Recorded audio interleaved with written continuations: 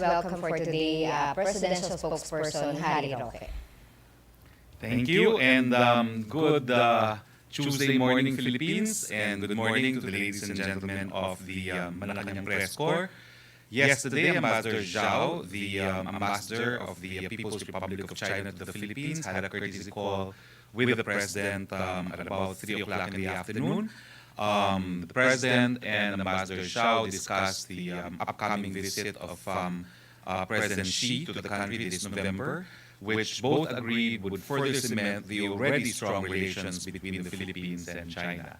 China, of course, expressed concern over a naval military exercise that the United States will be conducting in the area at about the same time that the Chinese president will be in the Philippines.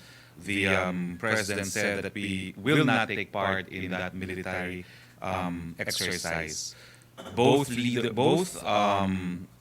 agreed that joint exploration in the disputed West Philippine Sea would be to each other's interests, to both countries' interests, and China reiterated that they do not desire any military confrontation as a result of the West Philippine Sea, either with any of the claimant states or with any other powers, because China is the biggest user of the West Philippine Sea, and any military confrontation in the West Philippine Sea will have dire consequences as far as Chinese commerce is concerned. The Chinese ambassador then affirmed Chinese financial assistance in connection with a page-long list of projects which I hope to distribute by the end of this press briefing. Now, we also had the 30th cabinet meeting yesterday, and I think the most important highlight of that meeting was the President approved unimpeded importation of rice as a measure to reduce inflation. No? After a presentation conducted by Finance Secretary Sandy Dominguez that food items now is primarily responsible for an even increased inflation rate for the last month, the President ordered the unimpeded importation of rice. He wants to flood the market with rice so that even if the price of crude and other oil prices should go up still further, that the people will have access to affordable rice. Wala na pong restrictions ngayon, basta magbayad lang ng taripa at gagamitin natin ang taripa para po sa mga Pilipinong magsasaka ng bigas. So inaasahan po natin na with this kind of an order, even giant Filipino companies like San Miguel Corporation, which was specifically mentioned in the cabinet meeting yesterday, will now be able to import rice, and that this increase in supply of rice will result in overall lowering of price of rice. Now, I underscore that this was after the Finance Secretary illustrated by way of graphs that non-food items, together with tobacco and oil, were responsible for the increase in inflation, and that rice, in fact, was the most important commodity whose price increase that led to the spike in inflation. So inasahan po natin na meron na tayong remedyo. Sa ngayon pa lang po, ang sabi ni Secretary Pinyo naman ng Agriculture, bumababa na po ang mga presyo ng ilang mga agrikulturang produkto, kasama na rin po ang bigas dahil halos milyon na po, halos 2 milyong metric tons na po ang nakapasok. No? So, at mas marami pa pong bigas ang inaasahan na pumasok. Now, nakikiramay ang palasyo sa mga pamilya na mga mahal sa buhay na naiwan ng 5 Philippine Drug Enforcement Agency personnel na pinatay sa isang ambush sa Lanao del Sur noong Biyernes. Nagsimula ng gumulong ang investigasyon at ang kasong ito ay personal na tututukan mismo ng Pangulo. Makakaasa ang lahat na makakamit ang hustisya sa mga napaslang. Ang aming panalangin at pakikiramay din sa pamilya na pinatay ng hukom si Judge Edmundo Pintac na humahawak sa mga kaso ng paruhinog sa Ozamis. The murder of Judge Pintac was discussed in the cabinet meeting yesterday. Inatasan ng Pangulo ang pamunuan ng Philippine National Police na gawin ang lahat upang mahuli sa lalong mabilis na panahon ang mga taong may kinalaman sa karumal-dumal ng mga krimen na ito. Ang mga ganitong pagpatay ay mariin namin kinukundina. Ang mga ito ay patunay na totoo ang panganib na kinakaharap ng ating mga otoridad sa pagsukpo sa pinagbabawal na gamot. These deaths attest that the drug war is real. Good news naman po tayo. We're pleased to announce that the revenues from agricultural exports grew by 32.25%, reaching a total amount of 331.6 billion in 2017, higher compared to the 250.75 billion in 2016. The Philippine Statistics Authority highlighted that fresh banana continues to be the major export commodity in the country, with the exportation of 2.86 million metric tons amounting to 56.88 billion this year. This contributes 17.15% of the total agricultural export revenues. In addition, sugar was the second top agricultural export commodity with the exportation of 440,733 metric tons amounting to 10.26 billion. This contributes 3.09% of the total agricultural export revenues. We also welcome the results of the latest maiden report on the Banking Sector Outlook Survey published by the Bangko Sentral ng Pilipinas for the first semester of 2018. According to the results of the survey, 66.7% of the respondents consider a stable outlook for the banking system, while the remaining 33.3% of the respondents view that the banking system will remain strong in the next 2 years. The bullish outlook means that the country's banking sector will continue to support the development of the country's economy, the BSP survey also stated. The survey was conducted among the presidents, chief executive officers, country managers of 114 banks in the Philippines. Questions, please. Okay, we're open for questions. Good morning, sir. So regarding the raising of concern by the Chinese ambassador to the president regarding these military exercises at the South China Sea during the visit of the presidency, did he ask like the president to somewhat ask also U.S. to defer that exercises? I do not know if I can go to any detail, but of course, the general consensus was we don't want anything to mar the visit of President Xi. No? So I think the DFA will do all that it can to make sure that the President Xi's visit will be fruitful and as productive as we would want it to be. Was there any directive from the president to DFA na to ask US nga na to defer that exercise during that visit? Well, again, I don't think I can go to any detail there, but we want a seamless visit of President Xi. Having an exercise there, would that affect this target of having a seamless visit of President Xi? We hope not. Next question, Christina. Sir, good morning. Welcome back. Only one day, kayo naman. Namiss oo. namin kayo. Sir, regarding dun sa issue ng unimpeded rice imports, sir, how did what was the discussion sa cabinet and how did the president handle the situation, sir? It was a very hot issue. It was very animated, and we were one of three who had very strong views about the need of controlling inflation through increasing the supply of rice in the country. I said that, in fact, one of the reasons why I now have a phobia whenever I appear before the media is I don't know what else to say about inflation, and that I needed something big to announce. And that's why I think in the end the President said we will go by the recommendation that we should now have unimpeded importation of rice. It was highlighted that minimum access volume is a minimum, there is no maximum. And that is why the decision to liberalize, for all intents and purposes, the importation of rice was really the ultimate means by which to rein in inflation as far as food items are concerned. Unfortunately po, kinalulungkot natin na habang wala pa tayong sariling langis dito sa Pilipinas, wala tayong magagawa sa pagtaas ng presyo ng krudo at langis.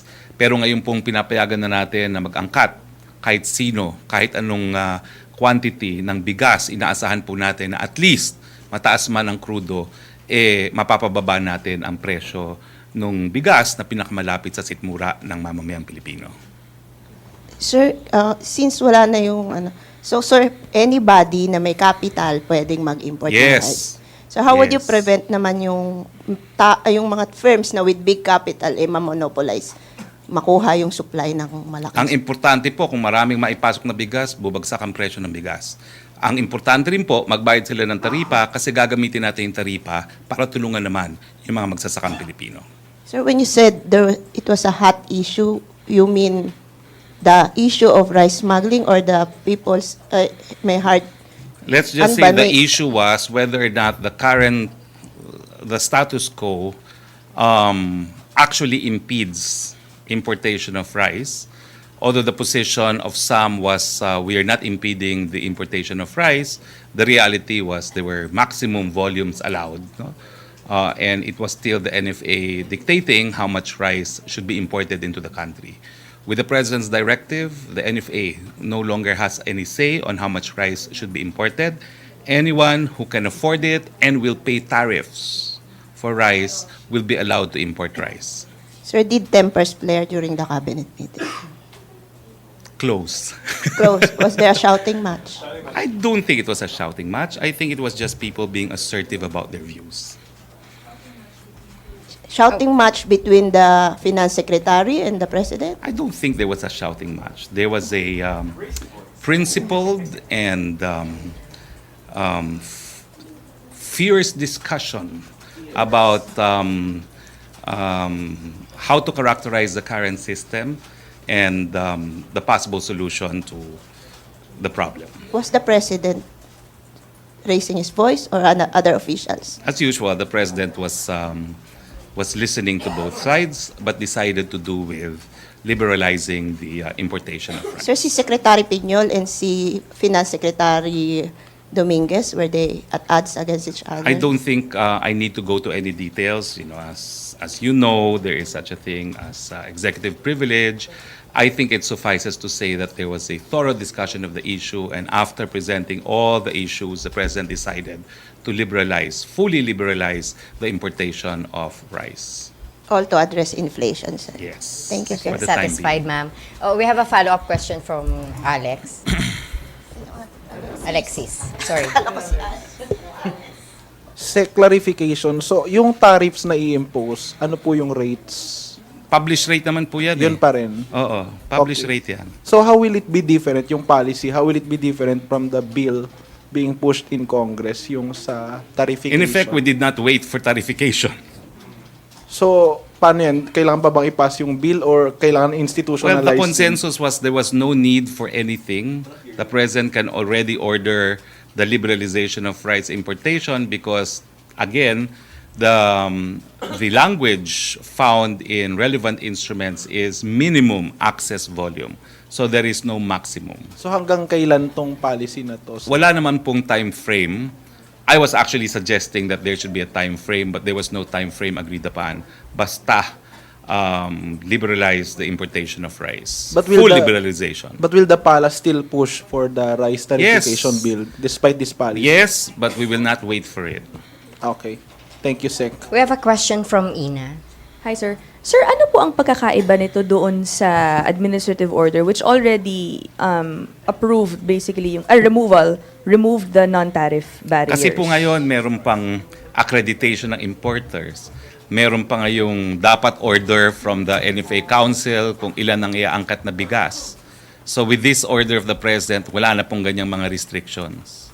It's a free market now for rice. Wala nang accreditation, wala nang permission. Well, of course, they need to procure import permits, no? Otherwise, baka magka-problema sila. but no one will have to approve the importation anymore basta they comply with the documentary requirements. Sir, what function ng NFA, bale, ang mawawala doon sa process? It no longer has the power to accredit who can import. It no longer has the power to determine how much to import. Okay. Sir, what effect could this have on local farmers? Well, sa ngayon po, wala naman po dahil mataas nga ang presyo. Pero, ang pangako po natin, yung ibabayad na taripa, isasantabi po natin yan para sa kapakanan ng ating mga lokal na mga magsasaka. At isa sa mga naiisip nga, yung libreng mga hybrid para mas malaki yung kanilang mga aanihin, libreng pataba, yung mga inputs na po pwedeng maibigay sa ating mga magsasaka. Okay. We still have some follow-up questions sa likod. Si Miss Chona. Oh, other issues. Two questions, sir. Una, yung results sa medical test ni Presidente. And second, what is your decision? Are you leaving the cabinet? On the first question, I cannot answer because I have no information. Okay? I know it's ridiculous, but that's the truth. And there was no consensus to what extent information on the president's health will be divulged. We will abide with the provision of the Constitution. We take it that whatever the president has is not serious for the constitutional provision to apply. So we leave it at that. Okay. Now, my decision, we're still talking. I talked to the president yesterday afternoon, and talks have not yet been concluded. We will continue our conversation. Sir, sabi po ni Secretary Panelo, cancer-free si Presidente. Alam nyo, that's a very difficult predicament for me. I'm not in a position to say that. But I think the decision was the president will comply with the constitutional provision that unless he has a serious illness, he wants to treat his medical condition as being private and covered by confidentiality. Okay. May Sir, you- pero dahil... And I'm sorry, I'm not privy to information on his health. Okay, Raymond, Bombo. Sorry. Sir, but I remember last Friday during our last meeting, you mentioned that if you were to come back Monday or today, you will be asking the president to release a medical bulletin and even his doctor to explain to clear once and for all about his mental or health condition. I think I've answered that. The president has opted to comply with the constitutional provision. Unless it's serious, he will treat his medical condition as being private. So, sir, the option of running for senator 2019 is still an option. Right now, I'm still talking to the president. Okay, Deo. Okay na. Joyce Balancio. Sir, do you deny, kasi si Attorney Panelo na po yung nagsabi na the President himself announced yesterday during the cabinet meeting that he is cancer-free. Do you deny that the President made such announcement? I do not deny nor confirm. I'm saying I'm not privy to information.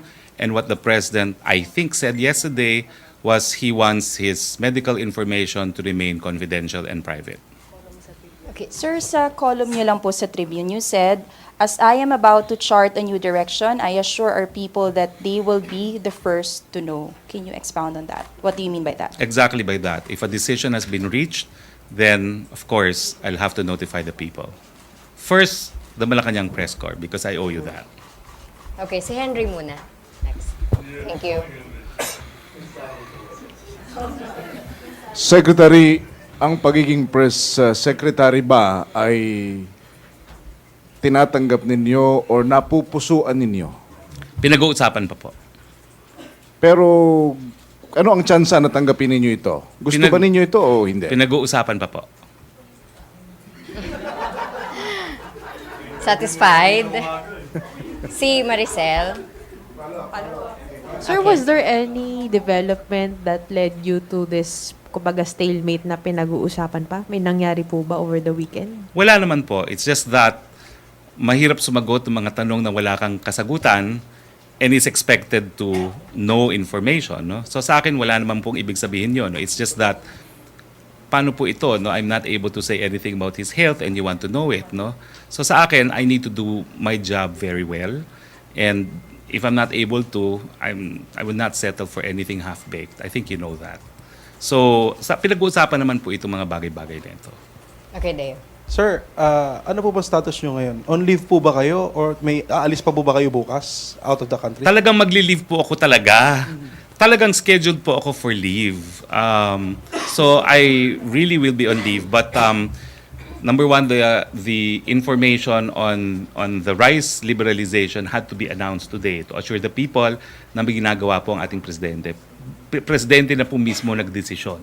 Kahit ano pang mangyari sa mga bagay na hindi natin makontrol, nais niya na abot kaya yung pagkain para sa ating mamamayan. So naka-leave po dapat kayo ngayon but then you had to announce something. Yes, so babawiin ko yung mga leave ko dahil sayang naman, nagtrabaho naman ako, pero magli-leave po talaga ako beginning the 11th. Until when, sir?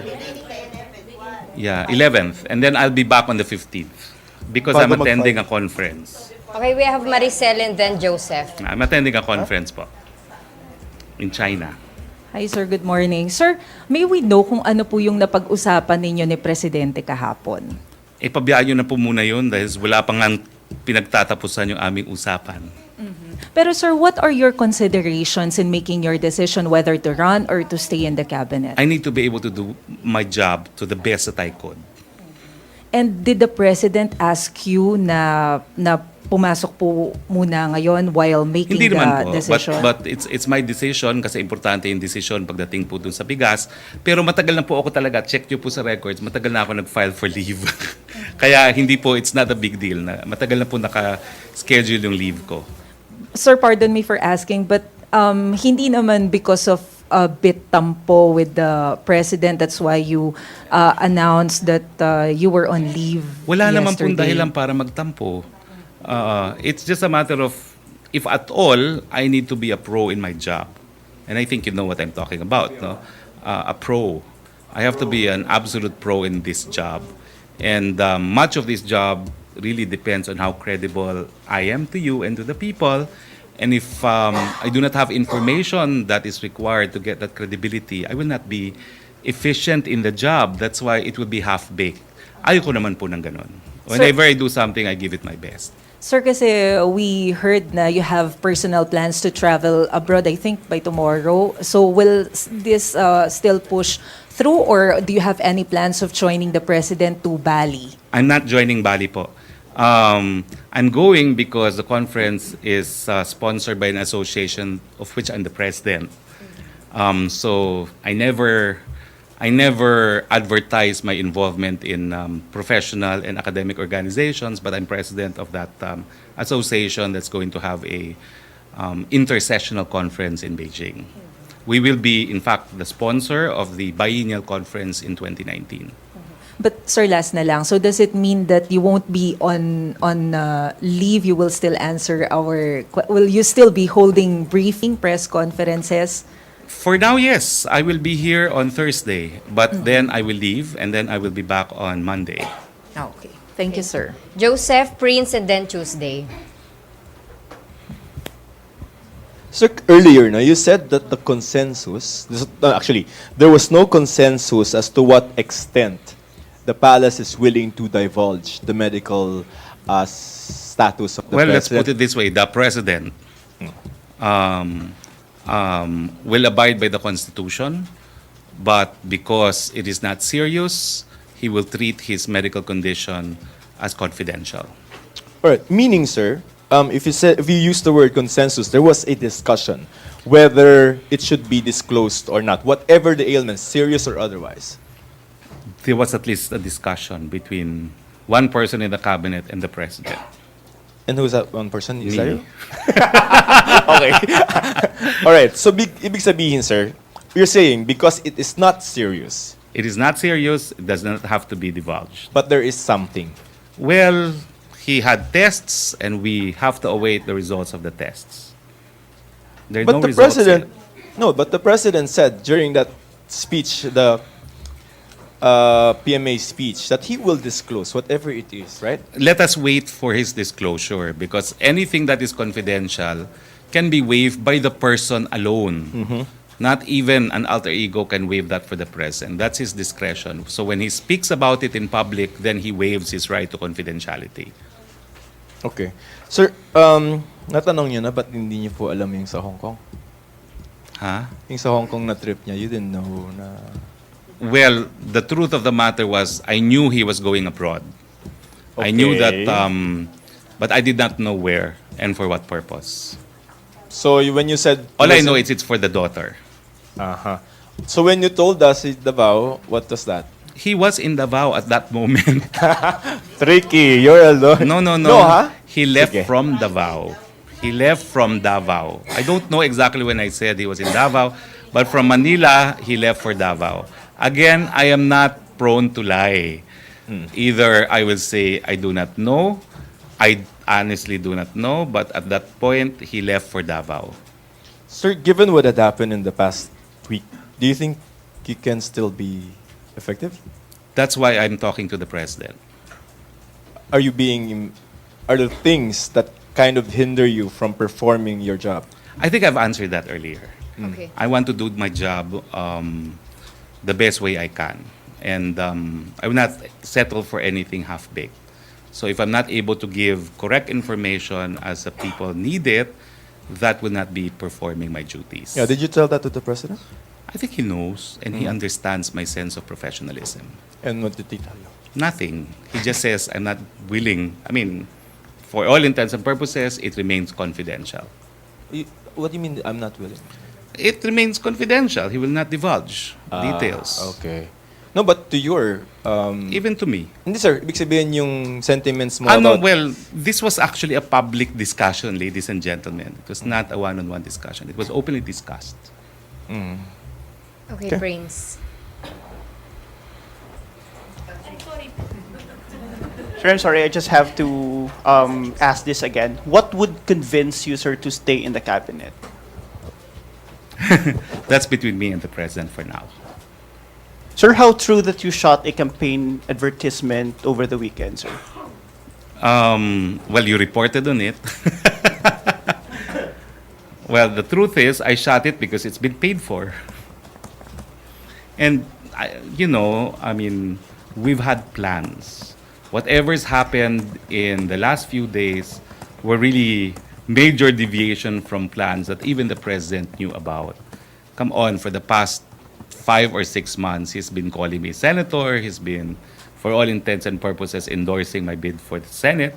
So I was taken aback with his statement also with PMA alumni. So it was a game changer, so to speak. It was a change in tone.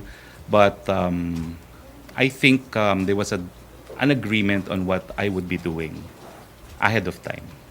Sir, last na lang, what will make you pursue your bid for a Senate seat, sir? As I said, I'm discussing with the president, and I'd rather that the president and I agree on a course of action. Sir, can we get parang a categorical answer by next week, sir? As to your... Of course, because the Political. filing is next week. So there This would week, have to sir, be- this week. Probably not. Okay, so maraming question kay Spokes. Christine, and then Ina, and then... okay, si Christine muna. I'm just gonna ask. Sir, yung sa what's this? Will the president issue an EO on that full liberalization? I asked, and the consensus was there was no need. Because there was only, the provision found is minimum access volume. So the president has already ordered unimpeded rice importation. So it means effective today. It was effective today, yes. And anybody can now import. Yes, provided they get import permits, of course. Okay. But Ina. there will be no requirement for the issuance of import permits. So anybody. No accreditation, no authorization. Sir, dun sa campaign ad nyo po, you said it's been paid for. I'm just curious, paid for by a supporter? I've had to You- pay for it, of course. You paid for it. Yes. So isn't this, sir, basically an indication that you are headed towards It was running paid already? for like months ago. Okay. Sir, have you decided on the offer to be press secretary? Have you officially declined it? As I said, we're talking with the president still. Okay. And sir, dun sa... Because it really is a new development which deviates from a course of action that was approved also by the President in the past. Okay. Sir, dun sa medical, the test results, you mentioned that hintayin pa rin natin yung resulta ng test, but there seems to be a conclusion that it's not serious, which would imply na may lumabas na po na resulta. Hindi ko po alam. See, that's the point. I will not be as brave as Secretary Panelo.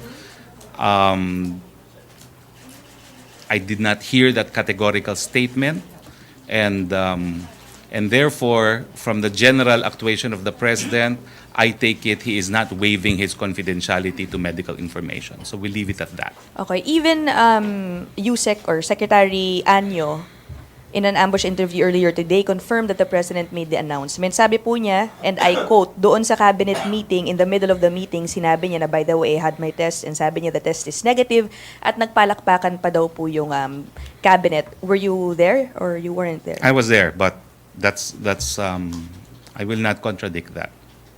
So the announcement was made. If you were there and you heard it. That's not the complete statement of the President, and I believe it's not for me to repeat the complete statement of the President. So, Because it's covered by confidentiality. are you disputing what No, I'm not. yung In fact, the President said that. All I'm saying is it may not be the complete quote from the President. May follow-up question si Sir, Severina. last sa akin. Since the President dropped the cancer word, just to be clear about it, sir, since may growth, binayopsy po ba yung growth? Again, I will repeat, I do not have access to this information, and I'm very sorry for it. Okay, thank you, sir. Severina, follow-up question. And then Dreo. So regarding your personal plans, will the issuance of an executive order creating the OPS change your decision? Like if the EO would come out before the filing of the COC expires on the 17th, would your decision be changed? What will determine my course of action will be the outcome of my conversation with the President on what I should do. So it's not the executive It's order. not the executive order. The executive order will only implement the creation of a new office, no? But we have an ongoing conversation with the President. Okay, last two si Dreo and then si Joseph. Sorry. Sir, clarification lang po. You said earlier that we have to await results of the tests. But the cabinet officials like Secretary Anyo already is saying that it's negative. So what's the real score? Is there a result of the health tests or that you aren't divulging? Where I stand, I do not have access to this information. But you said we will await for the results. Because So- he said he underwent tests. So he did not say anything about the results of the tests yesterday. My relocation was, he did, but it was not clear. There I are leave it already at that. results. I do There- not know. That's my problem. I hope you understand. The patient, for purposes of medical confidentiality, has determined he will keep it private. It so happens that it's also President. But the Constitution still respects confidentiality because it's only in case of serious illness that he is compelled to waive the confidentiality. Sir, how come the cabinet officials are divulging this information when the president decided that it should be confidential? I leave it to them to explain their declarations. Thank you, sir. Okay, si Joseph and then if we could still allow another, si Joseph muna. Okay. Sir, doon lang sa rice policy po, sir. Kasi the Presidential Decree number 4 states that the power to import rice and regulate its entry to the local market is vested in the NFA. So what will happen to this decree po, sir, if we will not issue EO po, sir? As I said, no, the NFA will have to implement this. Remember, they determine importation pursuant to minimum access volume. So now that the President has ordered trade liberalization, if need be, the NFA would have to allow it. So, sir, ano pong sabi ni Secretary Piñol during the meeting being the NFAC chairman po? Ang sabi naman niya, we are already taking steps to liberalize. And the only agreement was whether or not it was enough steps being taken to liberalize. And so to end the debate, it's now full liberalization. So in other words, he agreed po dun sa policy ni President, sir. Let's just say the President decided. Okay, sir. Thank you, sir. Okay, so ang last na talaga, si Tina. Okay pa yan. Sir, maliban sa inyo, sino pa po ang tatakbo sa administration slate? Hayaan na po natin sila maggawa ng sariling deklarasyon kasi I speak only for the President. Hindi naman po ako spokesperson ng ibang mga kandidato. But do we expect full slate, 12 senatorial candidates? The administration party? Yes, Yes. of course. There will be 12 candidates. Thank you, sir. Okay, Hannah, will you still be last? Sino RG? Sir, President Duterte yesterday met with Senators Ejercito, Villar, Legarda, Gordon, and Zubiri. Did they talk about tax reforms? I was not there. Where was I? There were so many meetings yesterday. Oh, I forgot to announce that also there's now, they have at least 5 telcos have purchased forms for the bidding. I do not have the details now, but I think in an earlier interview, Secretary Rio also identified some of the bidders, including a company owned by Mr. Velarde, a company owned by Mr. Dennis Uy, among others, no? But there are 5 of them, no? And I think of the 5, the identity of only one is unknown. What else? But in the palace schedule, sir, what was supposed to be the agenda of that meeting with senators? I'm not privy to the agenda. Thank you, sir. Joseph, magtatanong ka pa? Okay, and then last na talaga si Joyce after Joseph. And Henry. Sir, I just don't want to misquote you, no, but earlier you said that the President himself said that I'm referring to the President, I am not willing to divulge. So that was his soundbite? He's not waiving his confidentiality. Okay. You said also that you have no access. You've tried asking naman about the status of the results? I did. So you're being denied access to? I was not given access. What did I they- was not given any information. When you ask, what did they tell you? Nothing lang. Nothing. Nothing. I think it makes my job difficult, if you ask me. No? As obviously now it's proven to be difficult, but what can I say? Pero sir, parang may something doon. Kasi parang if it's not something No, to I be... don't think we should give any Okay. meaning to it because confidentiality is a right. There's even a decision involving Naomi Campbell, no? It's a leading decision. So now the policy on the becomes... extent of press freedom. In that case, the UK House of Lords even upheld a restraint on media from publishing a photo of Naomi Campbell, a public figure leaving a drug rehab facility, arguing that that image is covered by confidentiality. So the policy becomes that unless it is a serious illness, there will be no disclosure from the palace or It the is not president. becomes, it's what the Constitution says. Okay. No, but kasi may sinabi siya na he's willing to disclose and then now. Well, if he says, he waives it to the extent of the information that he has said. Okay. Okay, Hannah, may tanong ka pa? Okay, Joyce, Henry. Paabot na lang po. Thank you. Sir, how many cabinet members yesterday ang nagpaalam na kay President Duterte? I do not know. Actually, there was no one who actually said goodbye to the cabinet. Maybe because there was a very interesting meeting. The rice debate was very animated and colorful. Sir, technicality lang. Sir, during the time when President Duterte was undergoing series of tests like endoscopy and colonoscopy, was he conscious? Hindi ba, sir, pag sa Constitution, there should be an officer in charge na kailangan? And also, when he went to Hong Kong this weekend, was there a need? Or we didn't see the need to appoint an OIC during that time? I do not know if he was unconscious. As to whether or not there was an OIC, I do not think so because he was well. And who knows, he may have designated one that I don't know about. Even, sir, yung Hong Kong, probably he didn't appoint any I do officer in not know charge. that. I do not know that. Let me check. Henry. Secretary, to set the record straight, maraming nagtatanong, mga kababayan natin, kayo ay tagapagsalita ng Pangulo. pero hindi nyo alam ang nangyayari sa Pangulo at hindi nyo rin alam ito, kagaya nung may caretaker ba, saan ba nagpupunta talaga ang Pangulo. Paano nyo ipaliliwanag sa mga kababayan natin na kayo ang tagapagsalita ng Pangulo, boses ng Malacanang, pero hindi nyo alam ang nangyayaring ito? Well, paumanhin po, pero ganoon po talaga mga pangyayari. Kaya nga po nag-uusap naman kami ni Presidente kung ano pang magiging papel ko sa administrasyon. Kasi sa tingin ko nga, dapat alam ko, pero paumanhin po, hindi ko talaga alam.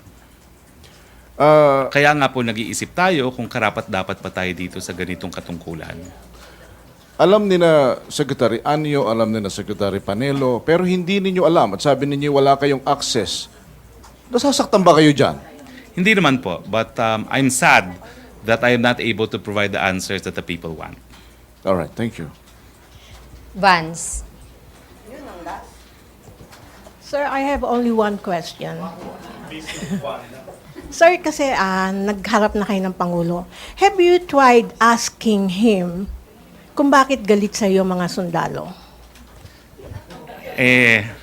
Hindi naman po ako naniniwala na galit sa akin yung sundalo eh. So, hindi rin po ako naniniwala na seryoso yung presidente nung sinabi niya yun. No? I think he was underscoring the fact that he has offered me a job and that he wants me to take on the job. No?